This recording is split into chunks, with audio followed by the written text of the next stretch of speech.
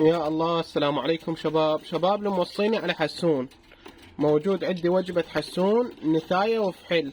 شباب رجله ومنقار أبيض طحناية برتقالي. شباب مو من نشري وأكتب رجله ومنقار أبيض طحناية برتقالي يقول لي راكد. شباب الطير ما تحول رجله بيضة ومنقاره أبيض والتحناية تحول برتقالي إلا يعبر السنة بالقفص. وذن الطيور أمانة الله صار لهن أكثر من سنة ونص بالقفص، وطيور منتجة مال محمية مال ولد صديقي، بس هسه صار عنده ظرف ويريد يفرغ المحمية. سعر التك 35,000. سعر التك 35,000.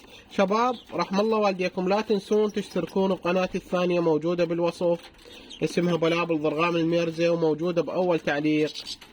إن شاء الله نريد نوصل بيها 2000 بأسرع وقت إن شاء الله. وراح أنزل لكم شرح إن شاء الله على الحسون، وأي شيء تحتاجوه عن الحسون إن شاء الله راح يكون شرحه هناك.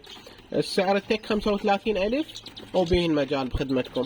وأكو 5 قطع خضري، طار الخضري المغرد، هم راح أنزل لكم شرح عليه. ما يعرف الخضري شنو إن شاء الله راح أنزل له شرح مفصل عليه.